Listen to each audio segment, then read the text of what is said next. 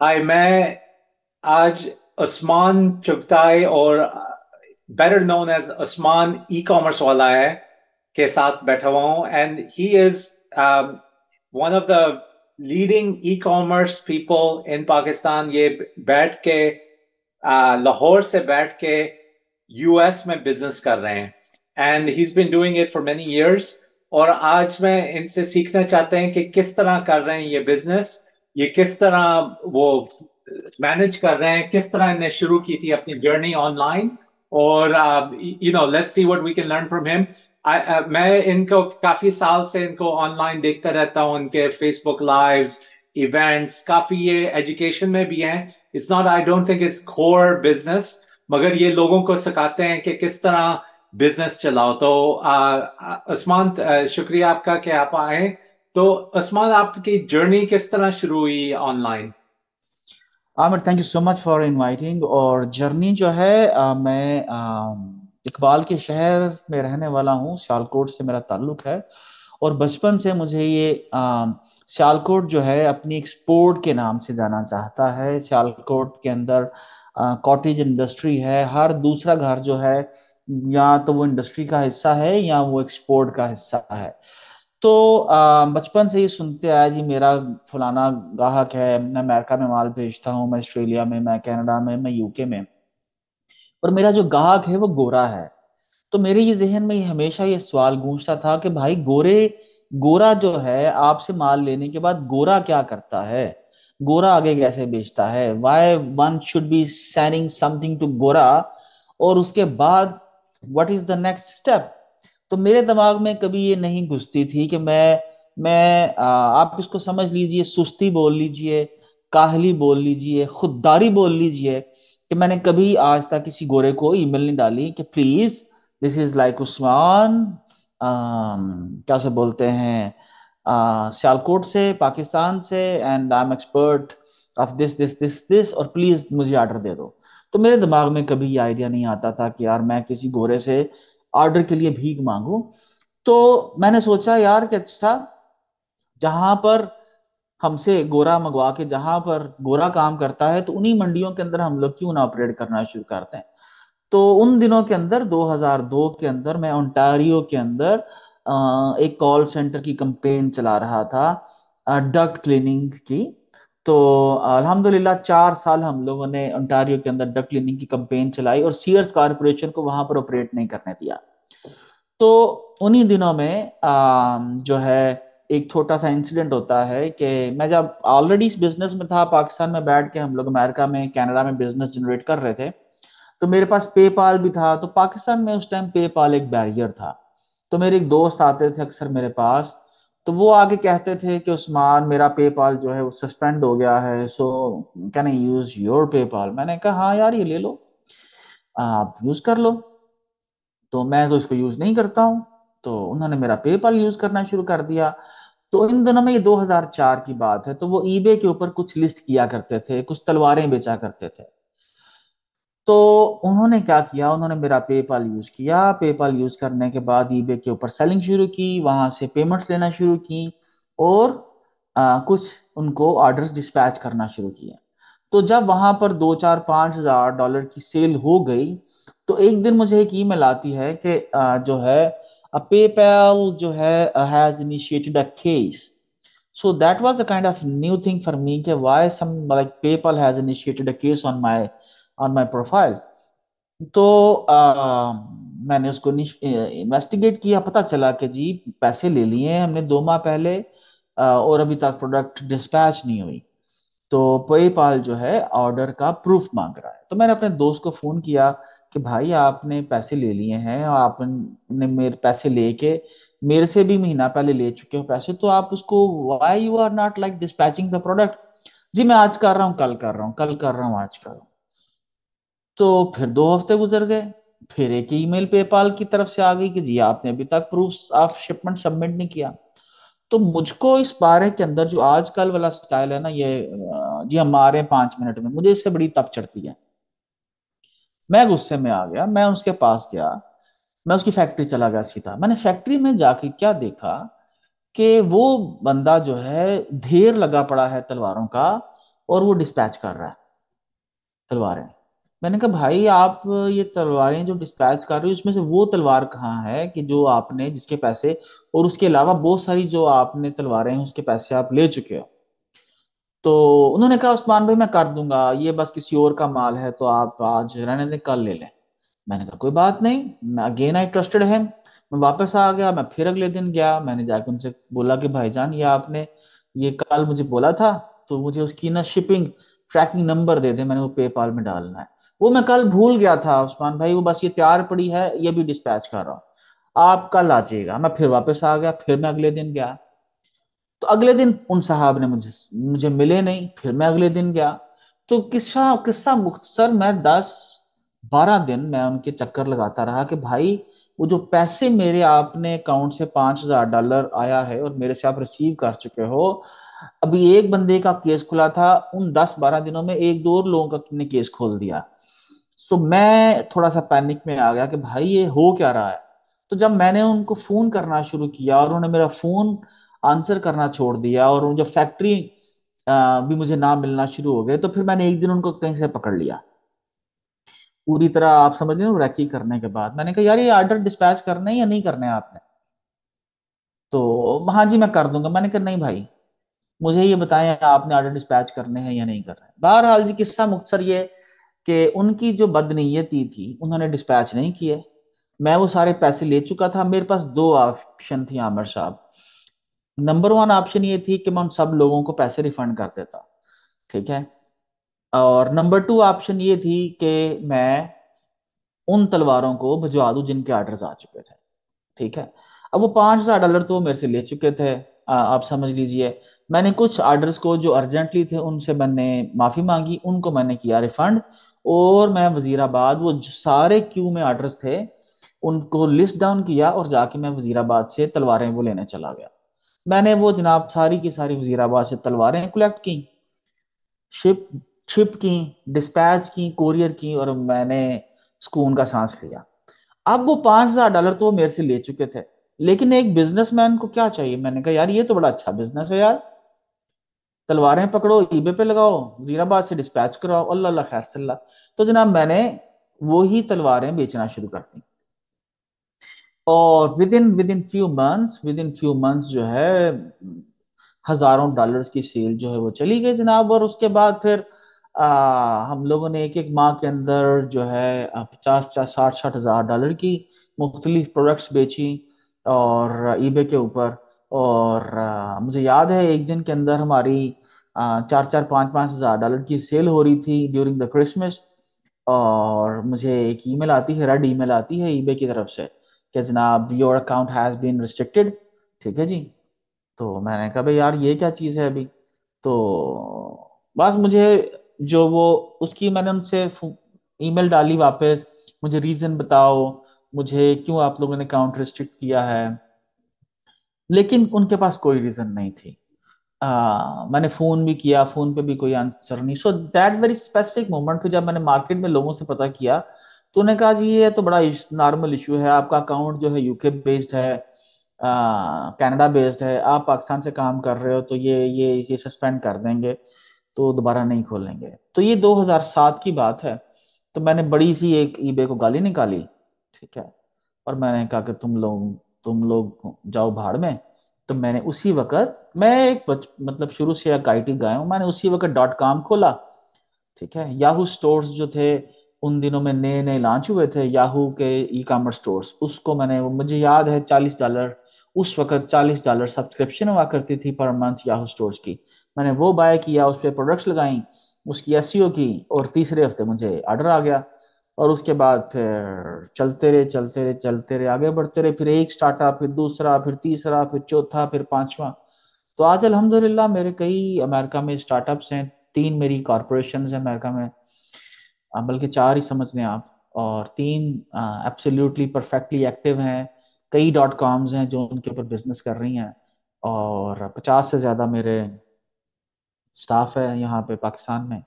America में भी लोग मेरे लिए काम करते हैं। ओवर $1 मिलियन जो है वो हमारा रेवेन्यू है। और नेक्स्ट हम लोग वी आर प्लानिंग कि हम लोग अगले 1 साल के अंदर हम लोग 50 मजीद स्टार्टअप्स लॉन्च करने जा रहे हैं।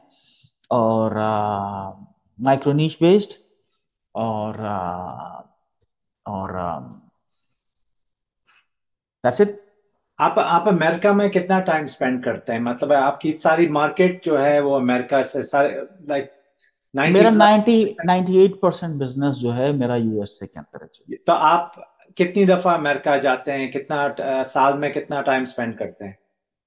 मैं अभी लास्ट टाइम कोरोना के बाद 4.5 साल के बाद अभी गया हूँ 2 माह पहले। अच्छा। आई बेरली तो आप, मतलब मुझे जरूरत ही नहीं पेश आती कि मैं जाऊं यूएस।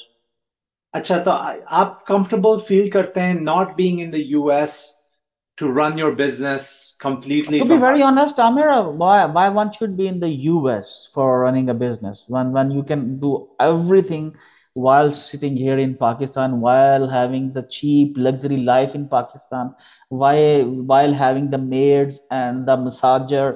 मेरा वोकमल मसाज वाला है ना, I whenever I go and visit like US and the Europe, तो वहां पर ना जब रोज आप 10 15 20 25 किलोमीटर चलते हो तो एंड के ऊपर आके आप चारपाई पे यूं लेट जाते हो। सो मैं उसको बोलता हूँ अपने जो मेरा यहाँ पर मसाजर है अकमल, कि अकमल इतना तो मुझे अपनी बुढ़ी याद नहीं आती जितना तुम उन्होंने याद आना, right? So, so one can't really have that luxury of life, what we can have here in Pakistan. यार आप you can understand. Ji I'm ji. not sure कि why people prefer like life in USA other than Pakistan. मगर I don't know. आपने अपनी companies किधर, वो Nevada में, Delaware में रजिस्टर की सारा जो? जी मेरी एक कंपनी जो है, 2 कंपनीज मेरी न्यूयॉर्क में है, 2 कंपनीज मेरी वर्जीनिया में है, एक कंपनी मेरी जो है वो डेलावेयर में है। तो आपने ये स्टेट्स क्यों चूज किए? मतलब नॉर्मली तो लोग डेलावेयर में अगर ओवरसीज से करते हैं तो वो डेलावेयर या विस्कॉन्सिन, मेरे हाथ से मिलवॉकी में करते हैं। डेलावेयर है और एक दूसरी स्टेट है, क्या नाम है उसका, व्योमिंग। वियोमिंग, हाँ वायोमिंग। हाँ देखिए, 2 चीजें हैं। आपको मिसाल के तौर पर अगर मैं भी आ रहा हूँ ह्यूमन रिसोर्स की मैं कंपनी लॉन्च कर रहा हूँ, जहाँ पर हम लोग गूगल एड्स जो है उसके वीएस जो है हम लोग सोच रहे हैं कि हम लोग उनको वीएस की सर्विसेज दें, गूगल एड्स के वीएस की।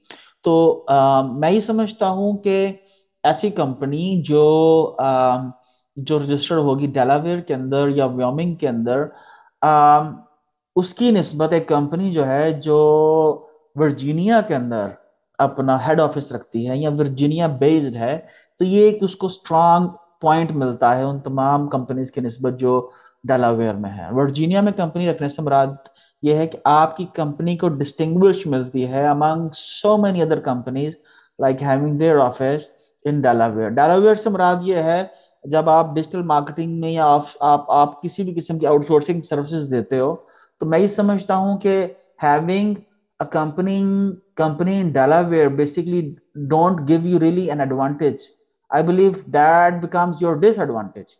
कि कंपनीज को लगता है कि नहीं यार, ये दिस कंपनी जो है really don't have any presence in the USA, ये ऑफशोर कंपनी है, तो यार हमने इसके साथ बहुत सारे लोगों को ये इश्यूज होते हैं।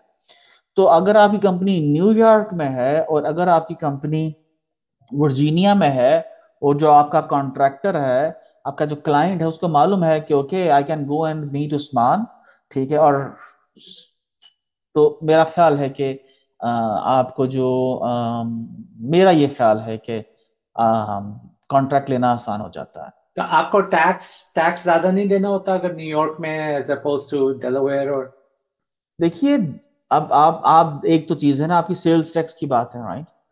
तो सेल्स टैक्स तो आपने देना ही नहीं है, आपके क्लाइंट ने देना है, पहली बात। ठीक है, हाँ इससे क्लाइंट थोड़ा सा कम जरूर हो जाता है, मैं एग्री करता हूँ आपसे। लेकिन मेरा मेरा जहां तक जाती ख्याल है कि अगर आपकी कोई ई कॉमर्स स्टार्टअप है, प्रोडक्ट बेस्ड स्टार्टअप है, तो आप डेलावेयर के अंदर रखें। लेकिन अगर आईटी बेस्ड कंपनी है, तो मेरी ये राय है कि आप उसको वर्जीनिया में रखिए। इतना ज्यादा देखें, आपको सेल्स टैक्स तो तभी लगेगा आ, जब आपका कोई क्लाइंट वर्जीनिया से आएगा, ठीक है? और जब जब आप लोकली टारगेट ही नहीं कर रहे हैं, आप टारगेट न्यूयॉर्क में कर रहे हो या अक्रॉस द यूएस कर रहे हो, तो मेरा नहीं ख्याल कि आपके लिए कोई इशू होने जा रहा है। और जहां तक इनकम टैक्स की बात है, तो टू बी वेरी ऑनेस्ट, जितनी भी वो कंपनीज हैं जो मल्टी, आप समझ लीजिए, कंट्रीज के अंदर ऑपरेट करती हैं, हमारे लिए बड़ी आसानी है कि वहां से बैठ के सारा हम लोग एक इनवाइस के एवज सारे पैसे पाकिस्तान में ट्रांसफर कर दें। तो इनकम टैक्स से भी आपकी काफी हद तक जान छूट जाती है। अच्छा, तो आप फिर ये पैसे पाकिस्तान में ट्रांसफर करते हैं या बाहर ही रखते हैं ज्यादा? यार ये अच्छा क्वेश्चन है। मैं ज्यादातर मैं देखिए, मेरी कोशिश ये है आमिर कि मैं अगर कंपनी जो है साल के जो पैसे बचाती है, so I really don't keep funds in my accounts. I always try to spend whatever I have reserves on new startups. तो लेकिन मेरी जो भी रिजर्व फंड्स हैं, मैं उनको यूएसए में, यूएस डॉलर्स में ही रखना पसंद करता हूँ। क्योंकि पाकिस्तान के अंदर जो पाक रुपीस की जो जो पिछले कुछ अरसे में धज्जियां उड़ी हैं, ठीक है, जो डिवैल्यूएशन हुआ है करेंसी का, उसको देखते हुए कोई भी अक्लमंद शख्स जो है पाक रुपीस के अंदर पैसे रखना नहीं चाहेगा। तो आपका आपके इतने सालों में, यू सेड आपने 2003 में शुरू किया था ना, 2002 2003, इतने सालों में इतने अप्स एंड डाउन्स होते होंगे, मतलब ओह माय आपके गॉड, 22 अकाउंट। फेलियर्स। 22। 22 ये किस तरह फेलियर्स। आप, like how do you manage it, how do you manage with the mindset जब मतलब है पैसे नहीं आ रहे होते, स्ट्रेस होता है, एम्प्लॉयज की पेमेंट्स देनी होती है और ईबे आपके अकाउंट शट डाउन कर लेता है। हाउ डू यू हैंडल ये स्ट्रेस, किस तरह आप हैंडल करते हैं? Yeah. I have gone through, that kind of stress so many times. Even sometimes तो ऐसा लगता है आपको कि आपको खुदकुशी कर लेनी चाहिए. Like there is no use of you in this world. और लेकिन मैं ये समझता हूँ कि अगर आप हारने को, आप गेम लू आप इसको एक गेम समझना शुरू कर दो, राइट? कि ओके, मतलब मुझको आज आज जो है, ना हारने से फर्क पड़ता है ना जीतने से फर्क पड़ता है, ठीक है। मतलब जीत और हार has become the part of my neurons, और मुझे इससे कोई फर्क नहीं पड़ता। मुझे अगर कोई चीज मोटिवेट करती है तो वो एक न्यू स्टार्टअप है, किसी किसी प्रॉब्लम को देखना जो हमें डायरेक्टली और इनडायरेक्टली सोसाइटी को हर्ट कर रही है। और एज ए, आप समझ लीजिए, an entrepreneur, as a Muslim, मेरी ये कोशिश होती है कि यार okay, if I can do something to make this right, so I must be doing it. उसके लिए पैसे लगते हैं, मेरा वक्त लगता है, डजेंट मैटर। तो पैसों पैसों ना मुझे प्रॉपर्टी बनाने का शौक है, ना मुझे गाड़ियां लेने का शौक है, ना मुझे एयरक्राफ्ट लेने का शौक है, ना मुझे बस थोड़ा सा अच्छा खाना खा लेता हूँ। और अब बाकी मुझे स्टार्टअप्स लॉन्च करने का शौक है, तो बहुत सारे नए स्टार्टअप्स के ऊपर इन्वेस्टमेंट करता रहता हूँ। तो मेरे ख्याल से और इसके अंदर मुझे मजा आता है। जिस तरह जवारी है ना, उसको जुए में पैसे जाने, जिस तरह उसको हारने का भी मजा आता है और जीतने का भी मजा आता है। तो मैं समझता हूँ ये सिंपल माइंडसेट है, अगर हम लोग इसकी प्रैक्टिस कर लें। और मैं समझता हूँ हमें अपने बच्चों को प्रैक्टिस करवानी चाहिए, बार बार हारने की, जीतने की नहीं, हारने की। तो फिर आपकी जिंदगी का ये जो हार है आपकी जिंदगी का हिस्सा बन जाती है। तो फिर आप हार से डीमोटिवेट नहीं होते, आप बल्कि मोटिवेट होते हो। तो आपके कोई मेंटर्स थे जो, जिनने आपको शुरू में सिखाया या आपने खुद ही ज्यादातर सीखा? मैं इस मामले के अंदर मैं शुरू ही से बहुत ब्लेस्ड हूँ। बचपन में मुझे मेरे दादा अबू ने जो मेरी तरबियत की, वेरी स्ट्रांग फाउंडेशंस के ऊपर, बचपन में जो मुझे उस्ताद मिले अल्लाह ने दिए, मैं उनके नाम लेना चाहूँगा। जुल्करनैन साहब थे, अल्लाह उनकी मग़फ़िरत फरमाए। फिर उसके बाद रेहान अल्लाह वाला, रायद अफजल, बाबा जी अकबर। सो मुझको मेरी माँ, she is such a great, basically आप समझ लो कि बड़ी ही स्ट्रांग वुमन है। तो मैं समझता हूँ कि किसी भी एक शख्स को बनाने में किसी एक इंसान का किरदार नहीं होता, बहुत से लोग मिल के जो है किसी किसी एक इंसान की तरबियत कंप्लीट करते हैं। और मैं समझता हूँ यही हमारी जॉब है कि जो हम सीखा हम लोग अपने इर्द गिर्द आने वाले लोगों को सिखाते जाएं और उनकी जिंदगियां आसान बनाते जाएं। That's what I believe. आपके ये हायरिंग और ट्रेनिंग, ये किस तरह आपके 50 लोग हैं स्टाफ में, तो ये किस तरह आप हायर करते हैं? आप लोकली लाहौर से ही करते हैं, ऑफिस में बेस्ड हैं, या रिमोट वर्क करते हैं, या आपके ऑफिस में ज्यादातर लोग आते हैं? और मेरा किस? मेरा ये 70% 70-30 का मॉडल चल रहा है। 70% हमारे जो है जो स्टाफ है वो इन हाउस है। 30% हम लोग आप रिमोट बैठे हैं, तो हम लोग दोनों मॉडल्स के ऊपर काम कर रहे हैं। और इसकी अभी और इसी को कंटिन्यू करना चाह रहे हैं हम लोग के जो मतलब डिपेंड करता है कि किस किस्म के, आप समझ लीजिए कि मतलब मेरे 12 के करीब मेरे पार्टनर्स हैं मेरे साथ। तो पार्टनर जो है मैं समझता हूँ वो बिल्कुल बीवी बीवी की तरह होते हैं। तो बीवी तो पास होगी तो बीवी है ना। तो इसीलिए ऐसे लोग जिनसे आपने लॉन्ग टर्म बिजनेस रिलेशन लेके चलना है, मैं समझता हूँ उनकी फिजिकल प्रेजेंस भी बहुत ज़रूरी है। उनसे मिलना बहुत ज़रूरी है। उनसे मिलके बैठ के खाना खाना बहुत ज़रूरी है। उनसे दिल की बातें कहना बहुत ज़रूरी है। तभी आपके जो रिश्ते हैं वो बनते हैं और कायम रहते हैं। और जो मेरा रिमोट स्टाफ है मैं उनसे भी मिलता रहता हूँ। तो लेकिन बहरहाल मैं समझता हूँ कि आज की दुनिया में जिस तरह मैं आपसे आज ये वीडियो कॉन्फ्रेंस कर रहा हूँ, तो अगर 100% एक फिजिकल मीटिंग क्या का कलेक्टिव बेनिफिट अगर ये वर्चुअल मीटिंग ना दे सके, लेकिन मैं समझता हूँ कि अगर ये चलती रहे तो 70-80% तक हम लोग इससे एडवांटेज ले सकते हैं। तो आपके ये 12 पार्टनर्स हैं बिजनेस में, मतलब ये आप तो किस तरह चलाते हैं 12 पार्टनर? मतलब वो फाइनेंशियल पार्टनर्स हैं, या जी आपके मेरे साथ? स्टार्टअप्स के अच्छा, डिफरेंट डिफरेंट स्टार्टअप्स जो स्टार्टअप्स हैं, में। मतलब एक हर स्टार्टअप के लिए मुझे एक पार्टनर चाहिए है। मैं उनको उनको सिखाता हूँ कि किस तरह से उन्होंने अपनी टीम आगे लेके चलनी है, बढ़नी है। अगले एक साल के लिए तो जी मुझे 50 स्टार्टअप स्टार्ट करने हैं और 50 पार्टनर चाहिए हैं। एक पार्टनर वैसे मल्टीपल स्टार्टअप्स भी रख सकता है, लेकिन इनिशियली अब मैं अगले एक साल के लिए चाह रहा हूँ कि मुझे 50 स्टार्टअप स्टार्ट करने हैं और वेरी हैवी हायरिंग्स भी करनी है। तो तो ये जो स्टार्टअप आप कहते हैं, is it like an e commerce store is a startup, और ये आप शॉपिफाई यूज करते हैं like as a G store? हम लोग शॉपिफाई पे भी हैं, हम लोग वू कॉमर्स के ऊपर भी हैं। हम लोग मिसाल के तौर पर मेरा एक स्टार्टअप है पाक बायोगैस। अब इसका मेरे ई कॉमर्स वर्ल्ड से कोई ताल्लुक नहीं है। ये मेरा एक लोकल जो पाकिस्तान में हम लोग $3 बिलियन की एलपीजी हर साल इंपोर्ट करते हैं। आई थॉट कि ओके मुझको ये प्रॉब्लम सॉल्व करना है पाकिस्तान का, तो मैंने इसराइल से एक टेक्नोलॉजी को पाकिस्तान में इंपोर्ट करके उसको यहाँ पर स्टार्टअप लॉन्च कर दिया। अब उसके लिए ऑब्वियसली मुझको एक बड़ा तगड़ा सा सीईओ चाहिए जो पूरे पाकिस्तान में पाक बायोगैस के की डिस्ट्रीब्यूशन को देखे, उसके कस्टमर्स को देखे, आ, उसकी मैन्युफैक्चरिंग को देखे। इसी तरह मेरे मतलब मल्टीपल आप समझ लीजिए मेरी एजेंसीज भी हैं। जो लोग एजेंसीज चला रहे हैं, ईबे की सर्विसेज दे रहे हैं, अमेजोन की सर्विसेज दे रहे हैं।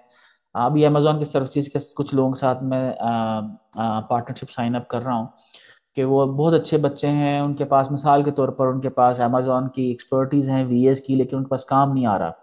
तो मेरे पास ऑडियंस है, तो मैं वहां से कोशिश कर सकता हूँ उनको काम लेके देने की। तो इस तरह से मतलब कोई ऐसा प्रीसेट पैटर्न नहीं है कि मैंने जो पार्टनरशिप करनी, जो मेरा स्टार्टअप है वो सिर्फ डॉट कॉम बेस्ड होगा। लेकिन 80% जो मेरे स्टार्टअप्स हैं वो डॉट कॉम बेस्ड हैं। और डॉट कॉम के ऊपर हम लोग या तो प्रेफर करते हैं शॉपिफाई के ऊपर, लेकिन हम लोग वो कॉमर्स पे भी हमारे बहुत से स्टार्टअप्स हैं।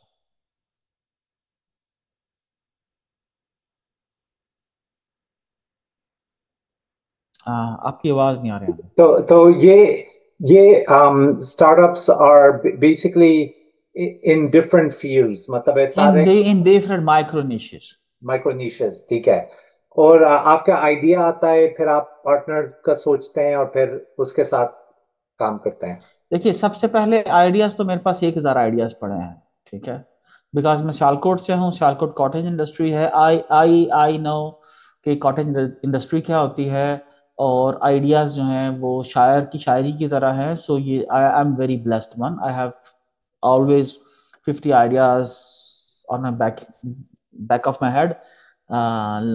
आप समझ लीजिए कि लुकिंग टू बी लॉन्च्ड। तो the major problem is amid the executives. हम लोग अनफॉर्चुनेटली पाकिस्तान के अंदर we don't have such institutions, I would say, who can prepare kids, or who can um, train past managers.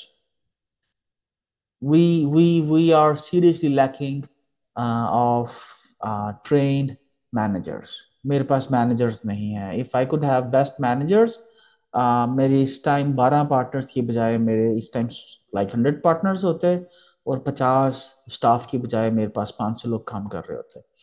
लेकिन मेरा ये ख्याल है कि हमारे पास जो है दुनिया में, हमारे पास ह्यूमन रिसोर्स तो बहुत ज़्यादा है, लेकिन मैं समझता हूँ कि ट्रेंड ह्यूमन रिसोर्स नहीं है। क्या ट्रेनिंग इनको चाहिए होती है, मतलब है क्या उनके लैकिंग होती है, क्या ये यूट्यूब या यूडमी से क्यों नहीं सीख सकते? Amir, what I believe, I think we Pakistanis are very very special people. We are over intelligent. We are over smart. We are uh, like uh, हम लोगों को हर काम के अंदर बहुत जल्दी है। ठीक है। So there must be some institutions who can teach patience, who can teach sabr, who can teach persistence, who can teach imandari, honesty, right? So you will find people like very good in, like, Amazon, लेकिन उनकी working ethics क्या है, that is a challenge. वो पाकिस्तान के किसी institute में नहीं सिखाए जा रहे। कि भाई, मिसाल के तौर पर मुझके आज तक पाकिस्तान में मैंने सैकड़ों हजारों आमिर लोगों को हायर किया, रखा, निकाला। मुझे शायद याद पड़ता है कि अगर किसी स्टाफ मेंबर ने या किसी पार्टनर ने, किसी शख्स ने मुझे पाकिस्तान में कहा हो कि सर कल सुबह ये काम मैं आपको कर दूंगा, तो मेरे पूछे बगैर वो काम मुझे कभी डिलीवर कर दिया गया हो, नेवर। वो सुबह पूछना, जब भी आपने पूछना है कि सर वो बेटा, भाई, बेटी, आपने ये कल काम कहा था, तो ओ जी सर, वो बस अभी कर रहा हूँ, अभी आ रहा है आपके पास। मतलब मैं 100 में से सिर्फ एक, अगर मुझे ये, मैं 100 में से सिर्फ एक बच्चा या बच्ची, खास तौर पे बच्ची, बच्चे तो बिल्कुल ही आप ना डालें। ठीक है। जो बेटियां हैं, सो जो जो जो रिस्पॉन्सिबिलिटी है, मेरा ख्याल है उनमें ज्यादा है। और मेरा ये फोकस ये है कि अगर हम लोग सिर्फ बच्चियों पे फोकस कर सकें, उन्हें मैनेजरियल ट्रेनिंग्स दे दें, तो वो बेटर मैनेजर बन सकती हैं। तो और अभी पाकिस्तान, आपका क्या विजन है, what do you want to do? आप अगले 10 साल में आपका मैं क्या? अगले तीन, मुझे I am not sure about कि 10 सालों में क्या होगा, लेकिन मैं अपने 3 साल में $1 बिलियन बनाना चाह रहा हूँ। मुझे लगता है कि इससे ज्यादा किसी कौम की जलालत नहीं हो सकती कि उस कौम का प्राइम मिनिस्टर से लेके वो पूरी कौम एक मालियाती फंड से, IMF से, 3 साल $1 बिलियन के लिए बेग करती रहे, और वो जो है हमें $1 बिलियन ना दें। इससे बड़ी जलालत किसी कौम के लिए क्या हो सकती है? तो मैं, the moment like I was suffering कि यार, collectively we even couldn't borrow $1 billion. ठीक है जी, because we don't have the credibility needed to borrow $1 billion. So that moment I thought, okay, let's start something। मैं अपने से start करता हूँ कुछ। ओके। मैंने, आई डिसाइडेड कि ओके, मैं 1,000 ऐसे पार्टनर्स की तलाश में जो मिलके $1 बिलियन बनाएंगे। And I don't think so कि ये कोई मुश्किल काम है। um, और आप मार्केटिंग किस तरह कर रहे हैं? इसे आप मार्केटिंग यू यूज एसईओ या आप फेसबुक एड्स रन कर रहे देखिए हैं? ऑल एस्पेक्ट्स ऑफ देखिए ऑल एस्पेक्ट्स ऑफ मार्केटिंग, आप समझ लीजिए कि हम मार्केटिंग के सारे डिसिप्लिन्स को यूज करते हैं। आया, it's SEO, social media, PPC, email, remarketing, retargeting, everything, everything जो भी अभी समझ लीजिए वजूद में आ चुका है, सोशल मीडिया का प्लेटफॉर्म, एसईओ का, हम सबको बेस्ट पॉसिबल वे में इस्तेमाल करके अपने ग्राहक ला के अपनी वेबसाइट पे सेल करने की कोशिश करते हैं। तो आप लोगों को गोरे का सोच किस तरह आ जाती है कि पाकिस्तान से बैठे बैठे गोरे के क्या माइंड में जा रहा है? ये किस तरह ट्रेनिंग दे सकते हैं आप अपने स्टाफ को कि how to think like a गोरा, how to think like an American, और उनके क्या थॉट प्रोसेस होती है इन इन इन गोरे और बाइंग? पाकिस्तानी के मेरा नहीं ख्याल के थॉट के अंदर कोई ज्यादा फर्क है। We humans are all the same. ये ये बिला वजह की हम लोगों ने एक मिसकॉन्सेप्शन पाल रखी है, गोरा ये है तो गोरा वो है तो गोरा फलान तो गोरा ढमकान। गोरा भी हमारे जैसा सुस्त है, काहल है, बददयानत है, झूठा है, काम पे नहीं आता है। मिसाल के तौर पर ये जो ट्रेलो से लेके असाना से लेके एक्टिव ट्रैक तक के टूल हैं, क्या किसी मोहम्मद बशीर ने बनाया है? और क्या किसी लतीफ के लिए बनाया है? नहीं ना, किसी जॉन ने बनाया है, किसी शॉन के लिए, राइट? तो क्यों बनाया है? इसका मतलब ये है कि वो टाइम पे नहीं आते थे, वो टाइम पे वादे नहीं पूरे करते थे। लेकिन मसला अमन ये है पाकिस्तान में कि हमारे यहाँ पर डंडा नहीं चढ़ा हुआ। अमेरिका में 80 से 90% लोग जो है वो मोर्गेज पे रहते हैं या रेंट के घर पे रहते हैं, ठीक है। और जो अपने घरों में रहते हैं उनके भी बड़े हैवी टैक्सेस हैं। तो उनको पता है, और उसके बाद जो उनको टिकटें मिलती हैं, डंडे चढ़ते हैं रोज, कभी वो इंश्योरेंस का डंडा, कभी मेडिकल इंश्योरेंस का डंडा, कभी जनाब टिकट का डंडा, कभी कोई म्यूनिसिपल कॉरपोरेशन का डंडा, इतने डंडे चढ़ते हैं कि वो इंसान बना देते हैं, ठीक है। हमारे यहाँ पर बचपन से लेके बच्चा पैदा होता है तो पैदा करने वाली दाई से लेके जो दफनाने वाला वो बेचारा गोरकन होता है, हम सब लोग उसको थोड़ी बहुत ना वो क्या से बोलते हैं, बहुत दी दे के तो हम अपना काम चला लेते हैं। मर गोरकन को बोलते हैं बंदा मर गया यार, तू अब 5,000 रुपया फाड़, तू भी मारी जाना है, बंदा दफना दे, ठीक है। जो दाई आती है उसको भी हम लोग कहते हैं कि यार ये ले 2-4 हजार पकड़ के तू भी खुश हो जा। तो हमारे तो खर्चे ही नहीं है ना। तो मैं समझता हूँ कि अगर हम लोगों ने हमारा हिसाब ये है कि धोबी का कुत्ता ना घर का ना घाट का, तो हम लोग फंसे पड़े हैं। आ, मतलब हमारे एक साइड के ऊपर जो है वो पूरा का पूरा कम्युनिज्म था, और दूसरी साइड के ऊपर पूरे का पूरा सोशलिज्म है, कैपिटलिस्ट है। और हम लोग खुद से जो है हम लोग वो क्या उसका नाम है, वो जो बात करते हैं ना इकबाल के, रहबानियत, ठीक है ना। हमारा अकीदा यह है कि इंशाल्लाह जो भी होना अल्लाह ने करना है, ठीक है, अल्लाह के हुक्म से आपा कुछ नहीं करना। तो अजीब सी कंफ्यूजन का हम लोग शिकार है, हमें कर दिया गया है। तो इसलिए जमूद है हमारी इकॉनमी के अंदर, और क्या उसका नाम है, हमारी जिंदगियों के अंदर। आ, तो ये वो इकबाल फरमाते हैं ना इसके, एक शेर है उनका बड़ा खूबसूरत, जमीर मगरिब है ताजराना, जमीर मशरिक है राहिबाना, वहां दिगरगू है लहजा लहजा, यहाँ बदलता नहीं जमाना। तो बस जब तक हम लोग इस कंफ्यूजन को दूर नहीं करेंगे तो मेरा ख्याल है कि ये कंफ्यूजन थैंक्स टू गवर्नमेंट 1,000 रुपये पर लीटर पेट्रोल हो जाएगा तो दूर हो जाएगी। तो आप अभी $1 million पे हैं, आप बिलियन पे जाना चाहते हैं 3 साल या में, या राइट? 1,000 times आप ग्रो यस करना सर। चाहते हैं। तो किस तरह ये ग्रो, आपका क्या प्लान है कि किस तरह partnership? By empowering others, by helping others to learn what I have learned in last 22 years of my life। मतलब मुझे 20 साल लगे पहला $1 million बनाने में, ठीक है। सो पिछले 20 सालों के अंदर ही जो भी डॉट कॉम के अंदर डेवलप हुआ, प्रैक्टिसेस की, अब मैं वो सारी की सारी प्रैक्टिसेस जो है वो ट्रांसफॉर्म करना चाहता हूँ।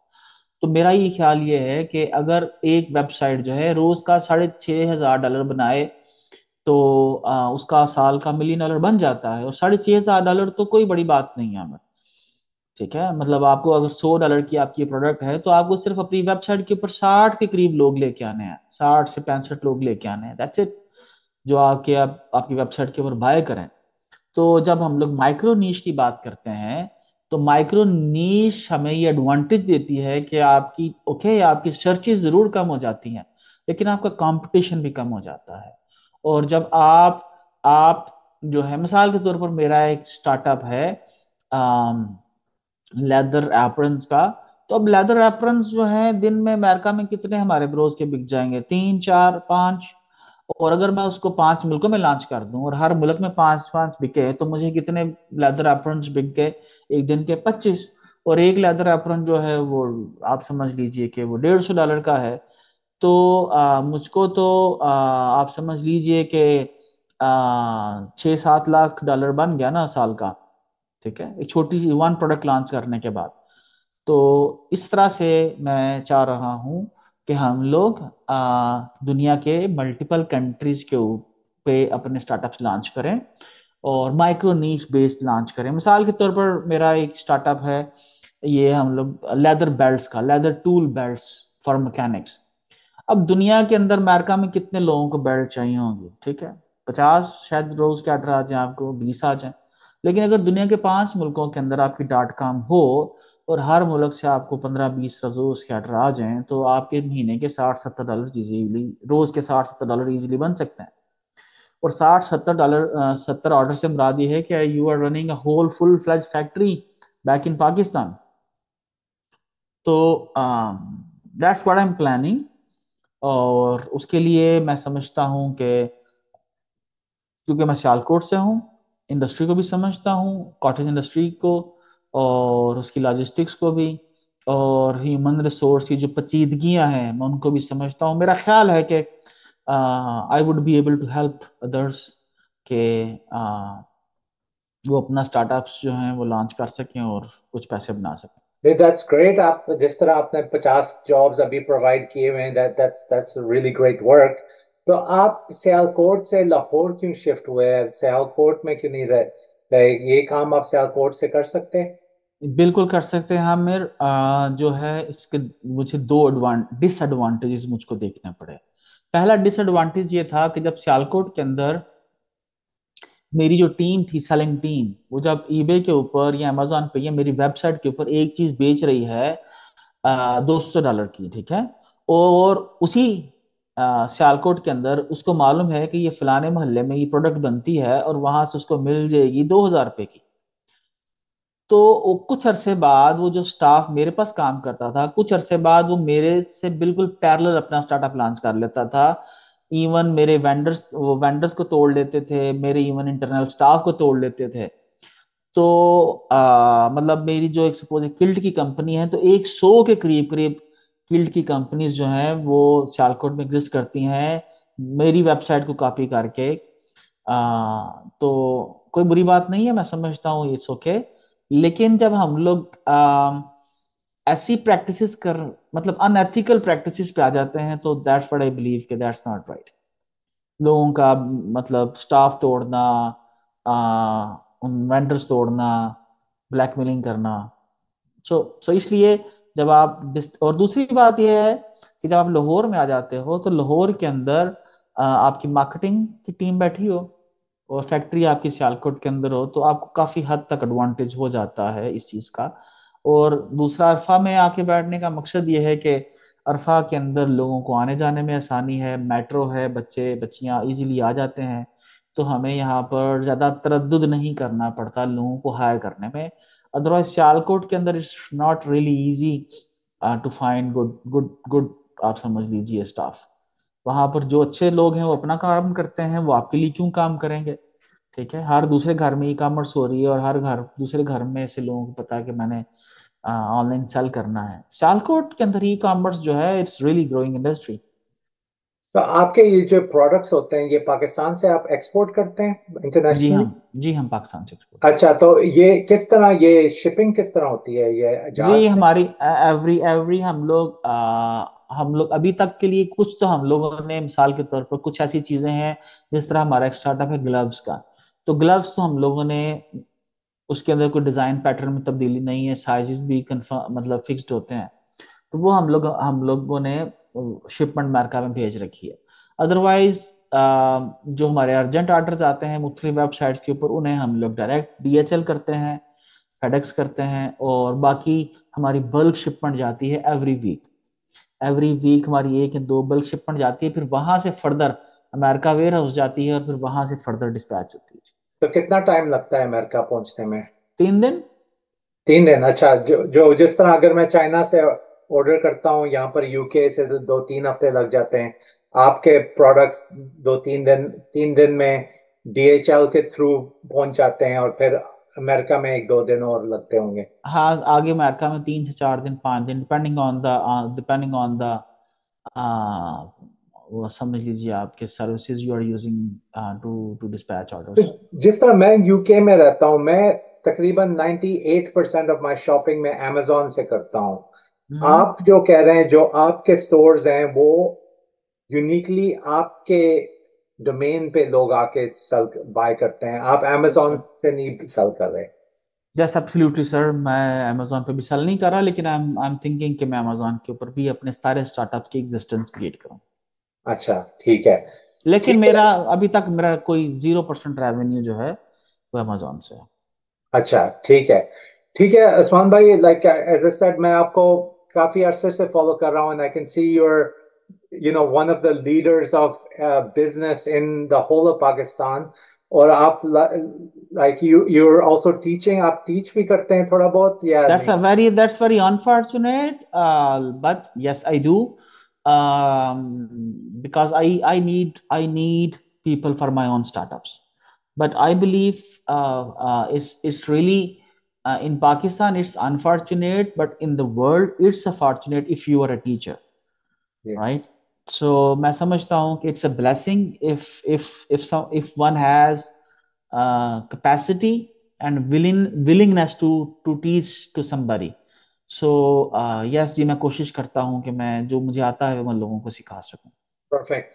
सो आसमान ई कॉमर्स वाला आपका नाम है online, I think e commerce वाला। Thank you for your time, और बहुत बहुत शुक्रिया, एंड बेस्ट ऑफ लक। आप जॉब्स क्रिएट कर रहे हैं, कितने लोग फैक्ट्रीज में एम्प्लॉयड हैं, your marketing staff, and that's really a blessing.